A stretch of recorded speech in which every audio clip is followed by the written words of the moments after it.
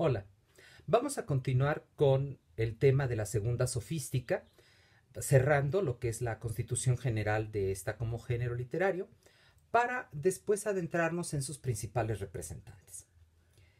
Todo el movimiento sofista está animado por la formación retórica, que desde ese momento se va a erguir como la enseñanza, tanto en el mundo griego como en el romano.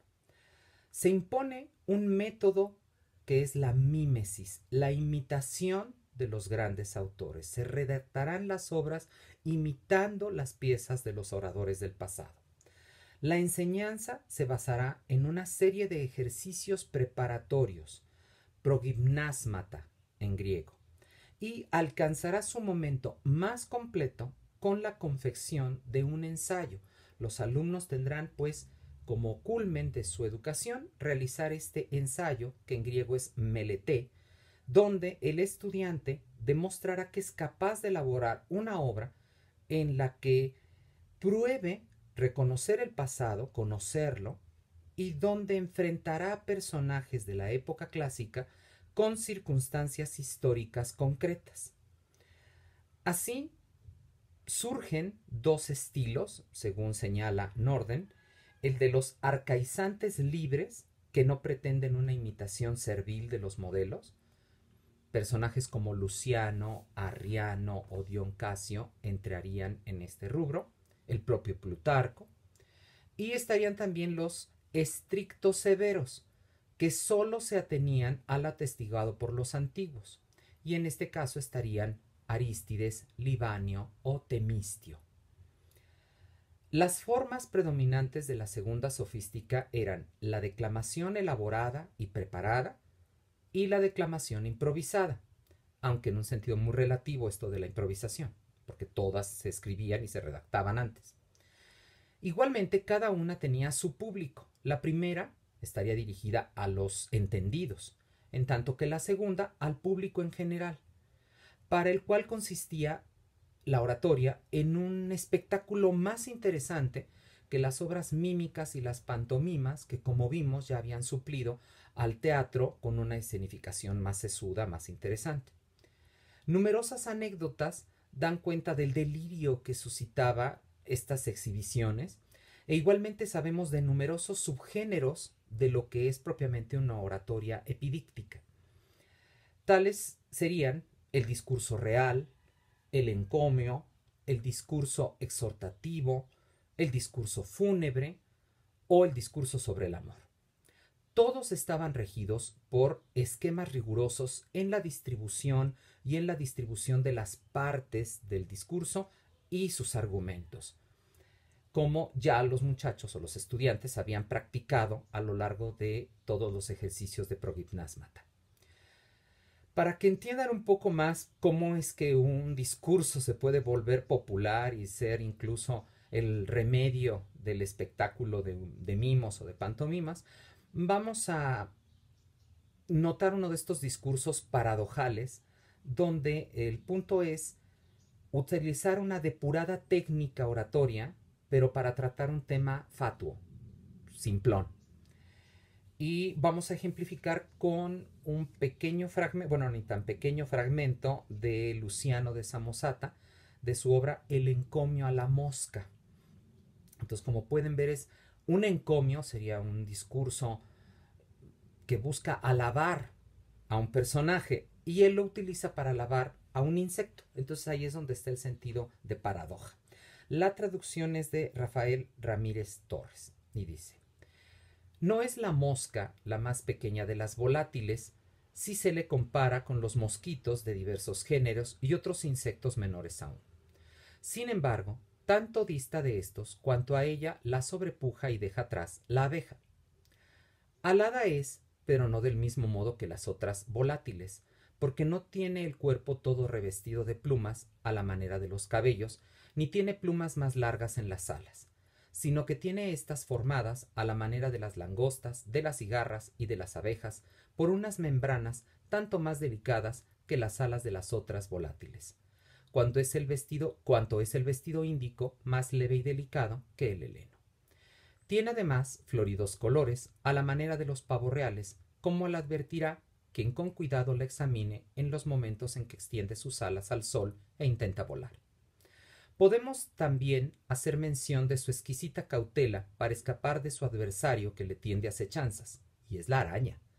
Cuidadosa, observa la mosca a la araña mientras ésta le está poniendo acechanzas, y la mira de frente para evitar su asalto y no quedar presa en la red, ni ir a dar en los tejidos y telas de la bestezuela.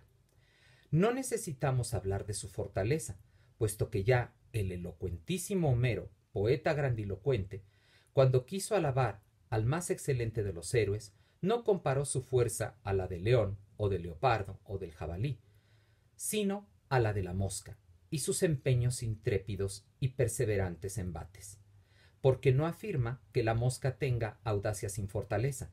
Aún rechazada, dice el poeta, no desiste, sino que siempre intenta morder. Y en tal forma alaba y encomia a la mosca que no una sola vez, sino varias, y no breve, sino largamente, hace mención suya. Ahora refiere su vuelo en bandadas hacia la leche, ahora compara con la madre que defiende a su pequeño dormido, a Atenea, que libra a Menelao de que el dardo que le dispararon vaya a dar a partes mortales, y trae de nuevo la semejanza de la mosca. Más aún, ensalzó a las moscas mediante un bellísimo epíteto al decir que vuelan densas y al llamarlas pueblo. Como puede notar, es toda una técnica retórica. Reconocemos el uso de los tropos, reconocemos la manera del discurso, las partes, pero el tema es lo sencillo. Y por eso es que era divertido para el público asistir a estas conferencias, literalmente estas declamaciones oratorias. Estos sofistas entretenedores no distaban mucho de los grandes maestros que en sus cátedras dictaban a sus alumnos las técnicas, ni tampoco sus obras parecen diferenciarse en demasía, como apreciamos en este ejemplo de Luciano al escribir una de estas piezas para un gran público cuando él también era un maestro. La segunda sofística, a pesar de que era la gran educación del momento, la paideia griega del momento, que tanto llegaban a admirar los romanos, también la entendían como una ocupación precaria y aceptable como parte del otium, por lo que se cultivó una imagen del sofista, tanto en la literatura como en el arte plástico, que poco a poco tendió a la figuración del filósofo como un ente desaliñado, de barba crecida, de higiene precaria, y paralelamente el filósofo quiere cultivar una imagen propia adecuada a su pensamiento y que le granjee una posición al margen de la sociedad. Quiere estar libre de la presión del dinero, de los privilegios del estatus, y sólo así se puede alcanzar los altos estándares éticos y morales que pregona. Es decir, es una imagen que se le da, pero que también el orador busca. Sólo así, decían los filósofos rhétores, se podía ejercer la parresía, el libre discurso, la libertad de palabra e incluso la crítica social.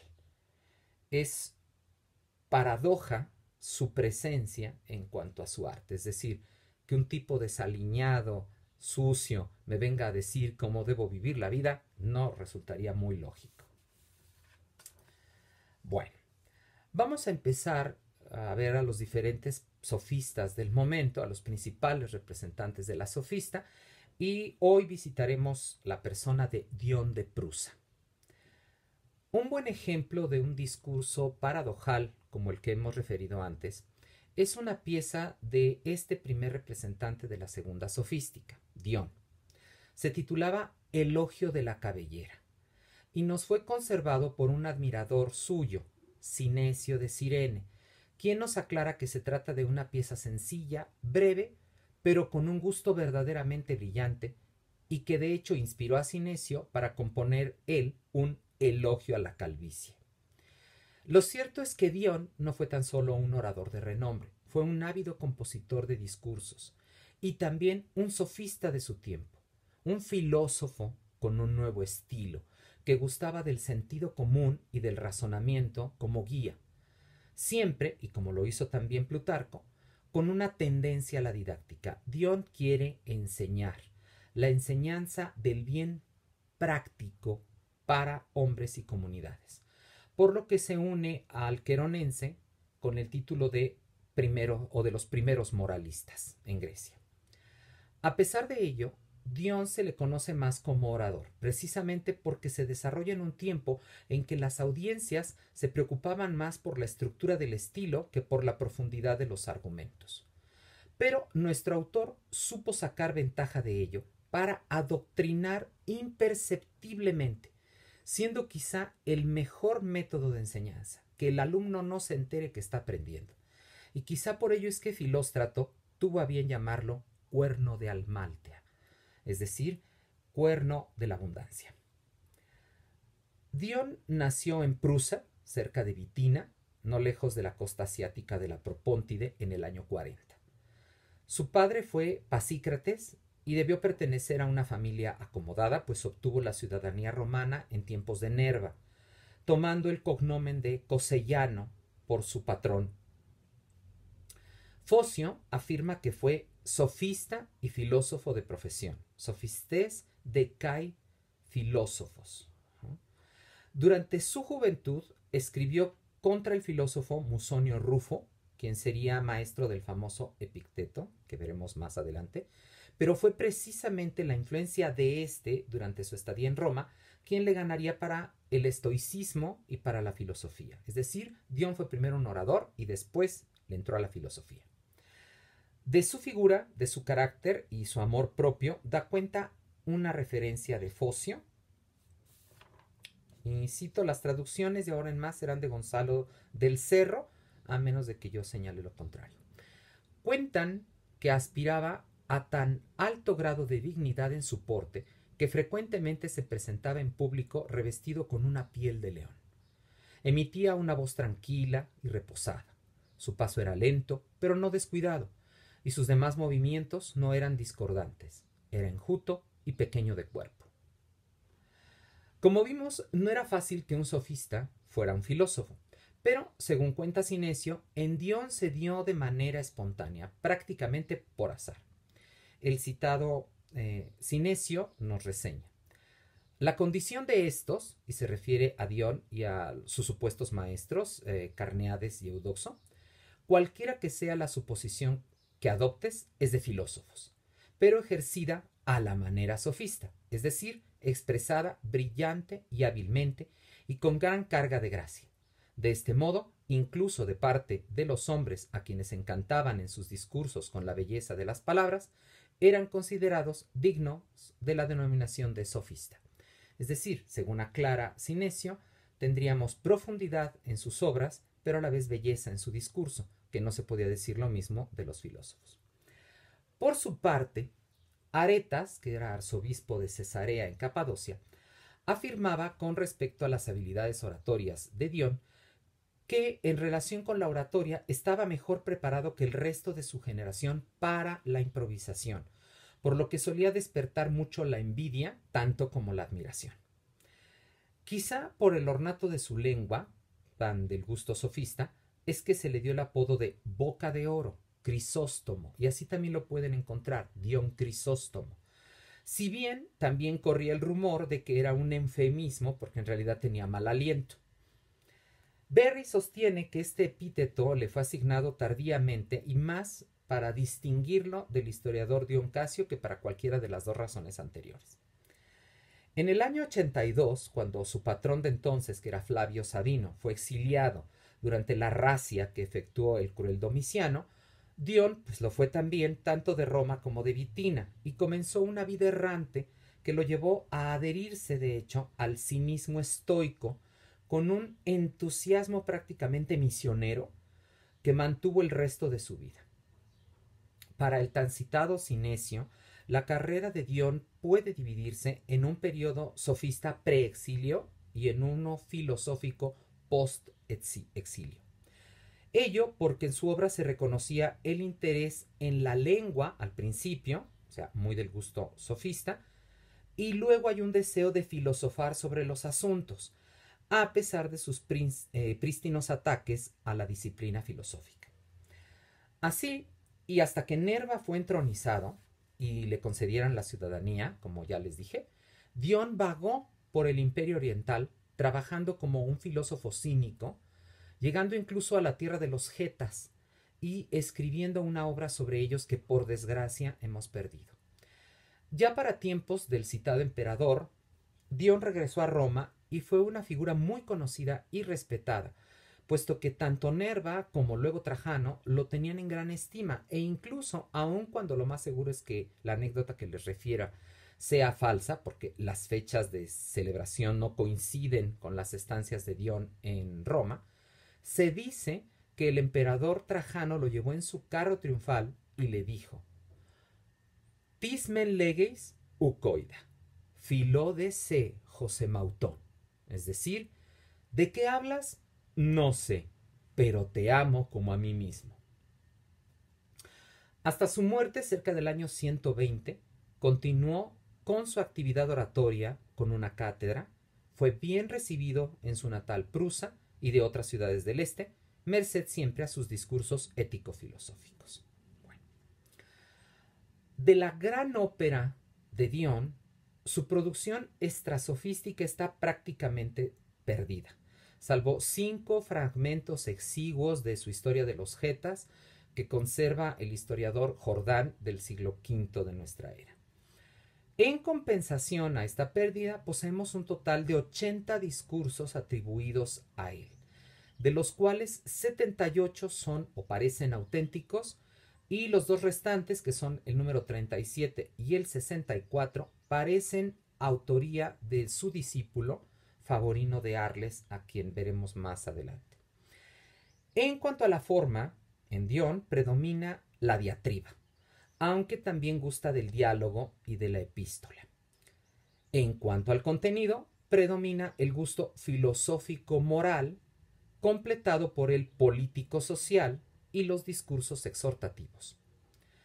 Afirma Edmund Berry que la principal cualidad de Dion es su moderación, ese tono que parece el resultado de una carencia de brillantez debido a su búsqueda de lo razonable, de lo sensible y lo calmo.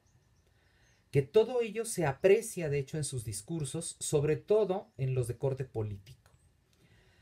Aunque aticista en gustos y en modelos, porque digamos que los modelos, las fuentes de Dion son Platón, Demóstenes, Genofonte, nunca sigue de forma ciega el aticismo, porque siempre antepuso el contenido al estilo, y aunque esto lo hace un ático, tanto de gustos como de expresión, no por ello lo hizo de manera absoluta. Son varios los discursos que pues vale la pena reseñar y donde podemos reconocer igualmente las habilidades de Dion como orador, a más de atisbar sus intereses de índole igualmente variada. Su obra más importante se considera el discurso 7, el eubólico. Esto sobre todo por la muestra de un estado económico que hace de la provincia griega de su época, sumida por entonces en la pobreza, que de hecho el propio Dion no desconocía. Y en el discurso se emplaza, digamos, en la isla de Eubea, de ahí su nombre, donde conoce a un cazador que vive con su familia una vida muy sencilla, pero muy honesta y moral, la vida de este hombre es contrapuesta a la de un hombre rico. Todo el pasaje narrativo resume un poético acento que lleva a los modernos a clasificarlo prácticamente de un idilio pastoral. El cazador le cuenta que alguna vez visitó la ciudad, seguramente fue Calcis, donde un ciudadano rico, codiciando la tierra de este pobre hombre, lo lleva a juicio sobre la sospecha de que eludía impuestos, escondiendo sus riquezas. Y esto le da pie a Dion a una verdadera sátira que contrapone al ruidoso y soberbio rico con el simple y nada sofisticado cazador. El natural honesto y generoso del cazador convence fácilmente al orador, que puntualiza que él es el modelo de conducta para un espíritu libre, no ambicioso, y lo enlaza igualmente con empobrecidos miembros de las opulentas ciudades y le da todo un tono de encomio al discurso. Por eso se considera que el eubólico es la pieza mejor estructurada por este sentido moral y también por las bellezas de su expresión. Otros argumentos morales son expuestos en diversos discursos, como sobre la fortuna, primera y segunda, sobre la gloria, sobre la envidia, sobre la filosofía, sobre el filósofo, sobre la ley y sobre la riqueza. Así, por ejemplo, en su discurso sobre la esclavitud, primero, dice, y tienen como siempre el fragmento en su antología: luego es necesario afirmar que la libertad es la ciencia de las cosas permitidas y de las prohibidas, y que la esclavitud es la ignorancia de las cosas lícitas y de las ilícitas. Por este razonamiento, nada podría impedir que el gran rey, ese que lleva una enorme tiara sobre su cabeza, fuera un esclavo y no pudiera hacer nada de lo que hace, pues todo lo haría de forma penosa y desagradable. En cambio, otro cualquiera, considerado como esclavo y llamado esclavo, que ha sido vendido no una, sino muchas veces, según la oportunidad, y que eventualmente llevara los más pesados grilletes, podría ser más libre incluso que el gran rey. Vean cómo aquí lo que estamos observando es este razonamiento lógico de tendencia moral. La libertad no consiste en no ser esclavo, la libertad consiste en saber qué es lo que se puede y qué es lo que no se puede hacer. En cambio, puedes tener la libertad completa y ser un ignorante porque no sabes lo que es lícito y lo que no lo es.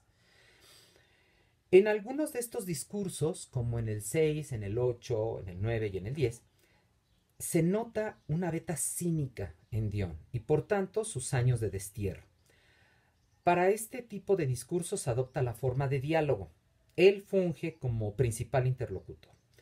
Por ejemplo, en el Sobre la riqueza es un diálogo supuesto entre Dion y Alejandro Magno, y se expresa la noción de que el buen hombre es el único rey y el mejor rey es el buen hombre. No el más poderoso, no el más opulento.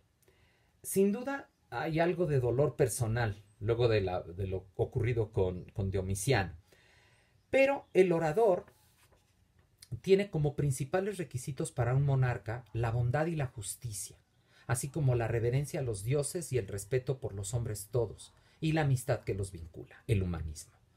Puesto que el verdadero soberano, dice Dion, es el que lidera a su pueblo en la guerra solo para que puedan vivir en paz. En su segundo discurso, de igual nombre, pone a debatir a Alejandro Magno con Homero y plaga de citas iliádicas y odesaicas el tema. El texto confirma que el buen monarca debe preocuparse de la virtud y de la buena reputación, evitando a toda costa la adulación. Entonces, vemos cómo en los discursos construye este sentir moral, aunque tenga esta veta cínica. Otro grupo de sus discursos está formado por aquellos de carácter literario, aunque su gusto y su conocimiento al respecto se esparce en realidad por toda su obra. Estos discursos tratan sobre Homero, sobre todo el número 53, pero también el 51, el 61 y el 11. Siguiendo el método crítico cínico, pero aplicando también el alegorista de los estoicos, defiende eficazmente a Homero de sus detractores, aunque algunos sean tan preclaros como el propio Platón. De entre ellos, la oración 11, titulada Troyano, es el más extenso y el más inusitado por su desarrollo. En este discurso se propone mostrar los errores de Homero, es decir, antes lo defiende y ahora lo atacaría. Lo refuta, de hecho, con su propia poesía. No es un acercamiento moralino, y esto hay que subrayarlo. Es un acercamiento meramente literario y, de hecho, consideran los especialistas no de muy altos vuelos, pero el discurso es muy divertido. Cito a Stesberry, quien dice: las faltas de Homero son numerosas. Repite conversaciones privadas de los dioses que no pudo haber escuchado. Su comienzo a medias res es descuidado, pues debió iniciar con el rapto de Helena por Paris, o, si quería realmente un momento dramático, con la caída de Troya. Pretende contar la muerte de los héroes, pero omite la de Aquiles, Memnón, Ajax, Paris. Los cíclopes y Circe, si alguna vez existieron, debieron ser descritos directamente por el poeta en vez de indirectamente por el relato de Odiseo Alcino.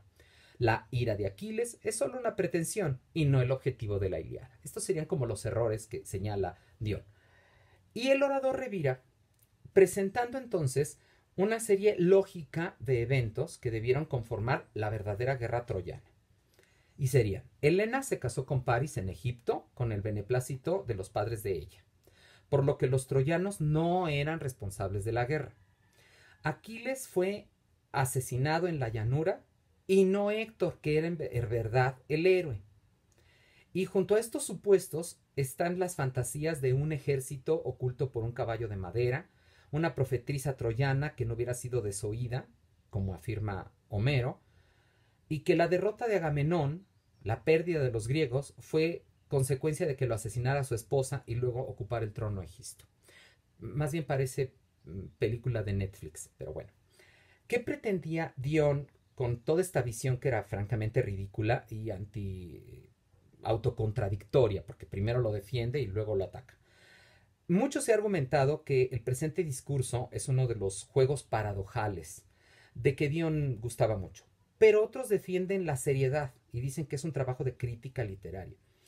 Edmund Berry sugiere una hipótesis que me parece muy apropiada. En primer lugar, señala que el discurso fue pronunciado en Ilión ante una audiencia nativa, por lo que el orador les entrega una visión donde los troyanos fueran reivindicados, y ello a las mentes menos preparadas del pueblo debió llenarlas de un orgullo nacional, y más dicho por un orador. Pero a los más preparados pues solo debió causarles gracia esta broma del rétor que siempre había defendido a Homero y que ahora lo atacaba, que rechazaba la crítica de corte helenístico y que él realiza una pues tirada por los cabellos infantil y literal, que buscaba la historicidad a toda costa en un ámbito donde obviamente no debía existir, por lo que el buen humor de Dion respondía con la misma moneda a los sofistas que lo intentaban siempre. Me parece que es interesante y creo que es uno de los discursos que debería leer por mera afición. Dentro de su misma ópera estarían aquellos discursos celebrados por la filología moderna. El número 52, que es el Sobre Esquilo, Sófocles y Eurípides, que también recibe el nombre de Sobre el arco de Filoctetes, porque es un juicio comparativo sobre los filoctetes compuestos por cada uno de los trágicos.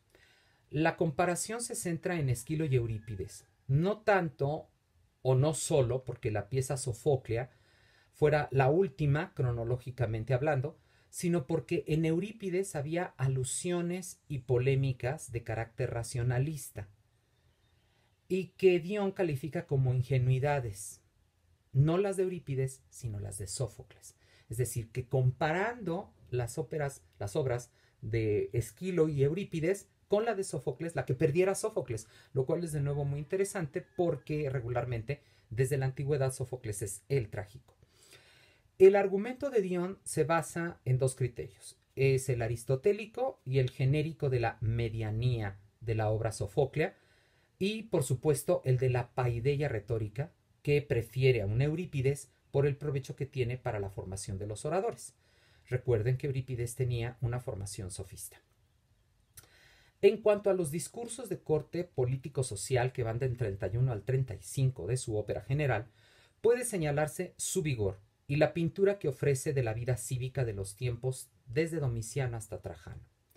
Son 5 discursos, a saber, al pueblo de Rodas, al pueblo de Alejandría, el primero discurso en Tarso de Cilicia, el segundo discurso en Tarso de Cilicia y en Celenas de Frigia. Esos son los discursos. Aun cuando este último no tiene la veta tormentosa de todos los anteriores, puede ejemplificarse perfectamente con aquel dirigido a los alejandrinos.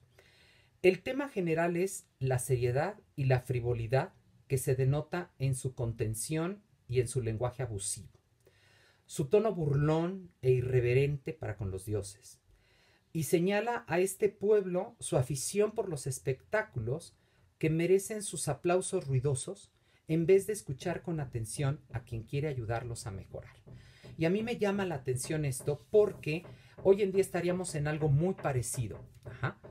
Estaríamos en el problema de que la gente se quiere divertir a costa de ridiculeces, a costa de tonterías, en lugar de tratar de educarse mientras se divierte.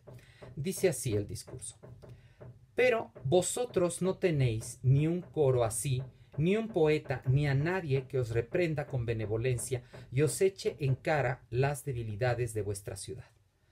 Por eso, cuando al fin quede el asunto al descubierto, debéis aceptarlo de buen grado y recibirlo con espíritu festivo, sin sentiros apesadumbrados.